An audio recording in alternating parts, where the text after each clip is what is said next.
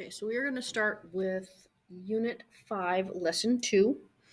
And so we are jumping right into exponents again. And so with that, what we are working on today for the learning targets is to be able to use expressions to describe patterns in tables and values, and then given descriptions of linear and exponential relationships, describe how to write expressions and create tables of values to represent them. So we're really going to be picking through tables and figuring out what we can find in them, and then also creating tables based off of the descriptions that we are given. So the first thing we're going to look at is this slide. It says growing stores. A food company currently has 5 convenience stores. It is considering 2 plans for expanding its chain of stores. So here is plan A, where we're going to open 20 new stores every year.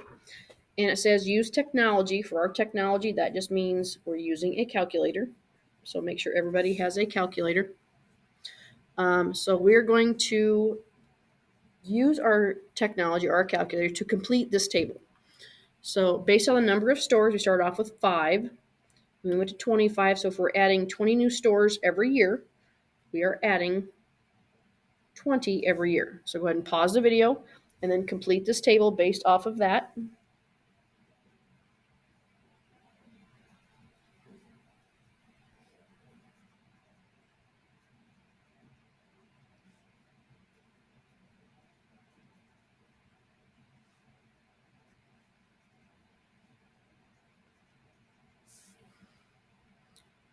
So you have completed the table, so make sure your values are the same as mine. So all I did was I added 20. So the difference from the previous year is going to be 20 all the way down. So there is a difference of 20. It says, what do you notice about the difference from year to year? And that is that there is a difference of 20. If there are, and this is a typo in the slide, if there are in stores 1 year, how many stores will there be a year later? So if we had in, what do we do from here to here? So it's going to be in plus 20. So we are adding 20 stores every year. What do you notice about the difference every 3 years? So if I'm starting here, for example, so what's happening in 3 years? So I'm adding 60. So it's going to be n plus 60. And then again, there's a typo. If there are n stores 1 year, how many stores will there be 3 years later? Oopsie, and that is n plus 60. So I got ahead of myself. So this is going to be, difference is 60. Because we are adding 20 each year.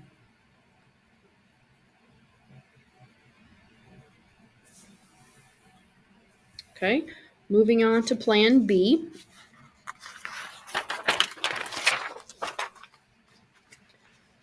So Plan B, there is a typo in a couple typos actually. So this should be a 10. I don't know how that got on there. So again, using technology, so this is Plan B, and we are doubling the number of stores each year. So go ahead and pause the video and then complete that pattern for this table. So if we are doubling,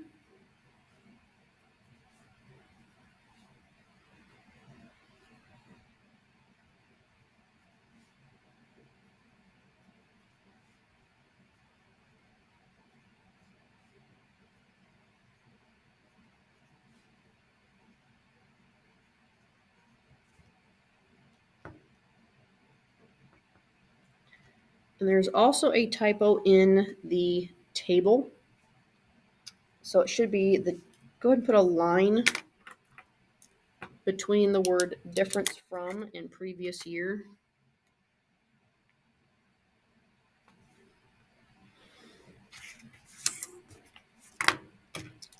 So it's the difference from the previous year. And this is the factor from.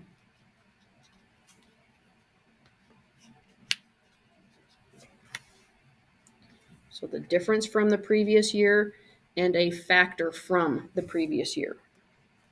So the difference from the previous year, so from here to here, the difference is 10 minus 5, so the difference is 5. Go ahead and if you need to, pause it and find the difference.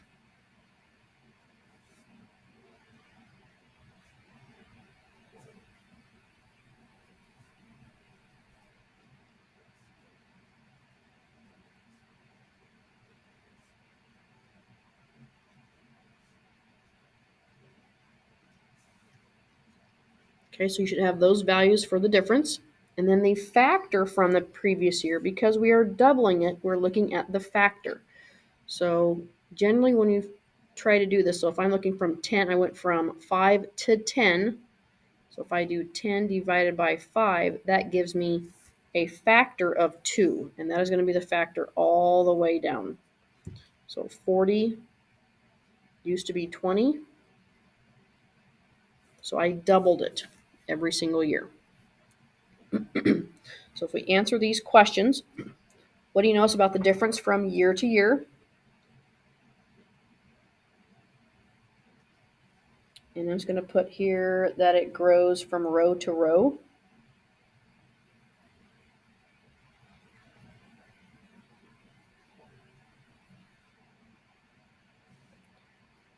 What do you notice about the factor from year to year? It's always 2 because we are doubling. And again, here's another typo. If there are n stores 1 year, how many stores will there be a year later? So to go from here to here, we are doubling the number of stores. So 2n would be our expression. What do you notice about the difference every 3 years? So the difference every 3 years is not the same.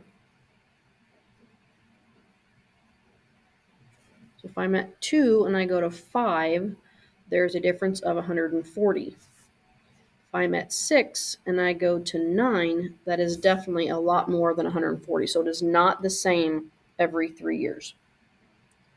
So what do you notice about the factor? It would be 2 times 2 times 2 because we are doubling every year, which gives me an 8. So if I look at this from 20 to 160, if I took that times 8, I would get my 160. If I took the 320 times the 8, that would also give me my value of 2,560. So the factor is 8. And again, on C, there's another typo. It says if there are n stores 1 year, how many stores will there be 3 years later? It would be 8n.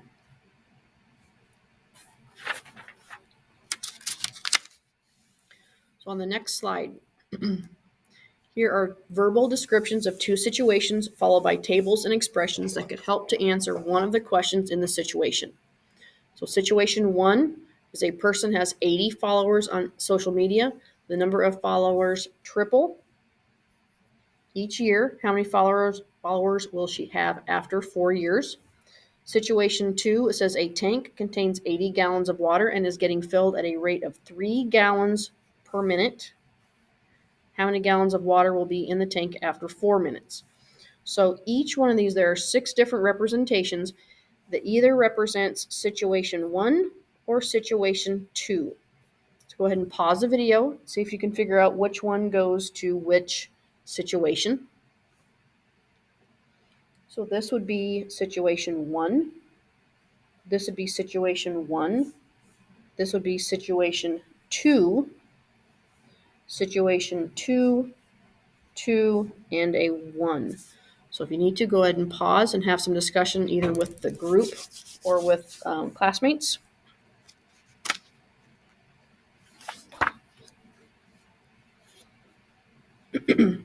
So when you're looking at patterns of growth, what you're looking for is there, what's the interval here? Interval here. So on this one, we clearly have the same interval in the I'm going to say the X column because that's typically how we think of a table, or in the independent. And then we're looking at what's happening from here to here, here to here, here to here, and here. So what we can look here is that we are adding 3 each time. So adding 3 in height. And here we are adding 2. Here we are adding 4. So that implies that it's not an addition, but we are rather multiplying. So you're looking for that common factor. So if I multiply this by 2, multiply by 2, so this one is doubling each time. And again, how we can figure that out is figure out where we're at and then divide that by where we have been. So 8 divided by 4 makes it a doubling.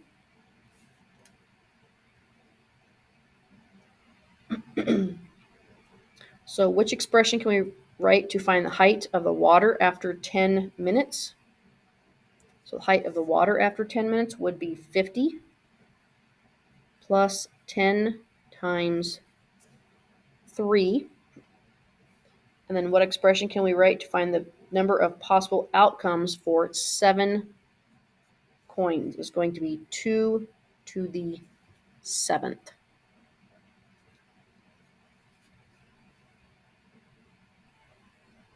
So remember what we're doing here. I'm going to clarify the height of the water. 50 is where we start. So that's why we have a 50 here. So this is our initial value. And then after 10 minutes, I'm going 3 inches or 3 centimeters per minute. So that's 3 times the 10. So that's where we get that little piece of the expression. And then what expression can we find for the number of outcomes for 7 coins? We are doubling, so at 7 coins, it's going to be 2 to the 7th. So also look at the pattern this way. So this is the same thing as 2 to the 3rd. This is 2 to the 4th, 2 to the 5th. So if I follow that pattern for 7 coins, I end up with 2 to the 7th.